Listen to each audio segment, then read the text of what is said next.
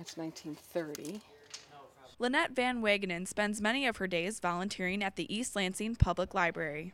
If you love books, it's outstandingly fun because you get to just look at books all day long and touch books all day long, and so it's like Christmas. She spends her time in the friend shop organizing and selling used books. But just seeing this huge wealth of books that come in from this reading community that is East Lansing, and knowing that we're helping them find new homes at really great prices, it is just outstanding. But even though this generates some extra revenue for the library, it isn't enough to keep it running as usual. Okay, with the library itself, we have reduced staff since January of 2011 by 10 positions.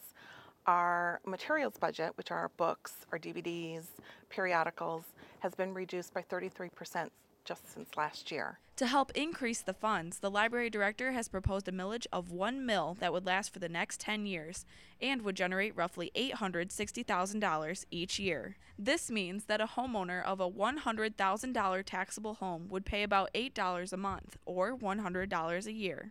The East Lansing Public Library would not be a library without the books on the bookshelves. So, what this millage would do would be maintain these services, along with others, for residents in the community. The money will come directly to the library through the taxpayers, and what the city used to transfer to us from the general revenue fund will stay with the city so that they can pay for core city services.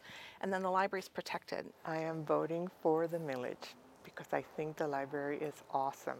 The services they provide are for everyone, and I know that everyone in East Lansing benefits from it. But even if the millage doesn't get passed, the volunteers in the friend shop will be working harder than ever to reduce the deficit. If it doesn't get passed, our monies will be used more for basic services that used to be able to be paid for, through tax dollars.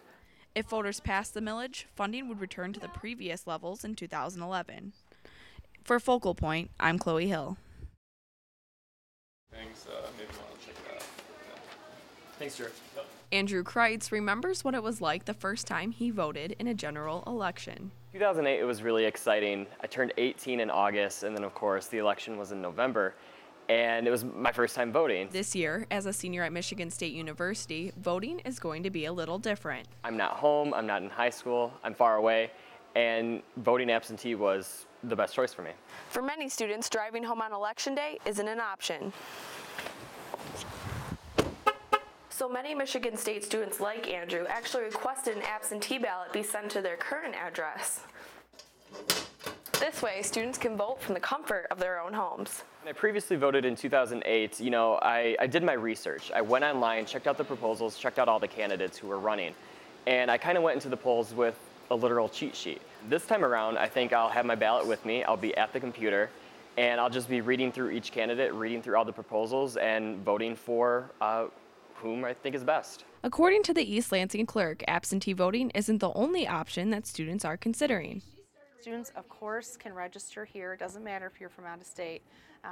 They can register here, and they should cancel their registration in whatever jurisdiction and state from which they originate. However, there is one thing that they should be aware of. When you register here, this changes your address. And so what will happen is you'll get a sticker from the Secretary of State that you'll have to put on the back of your driver's license. This is, one of the most important ways and one of the better ways to make an impact early on. For Focal Point, I'm Chloe Hill.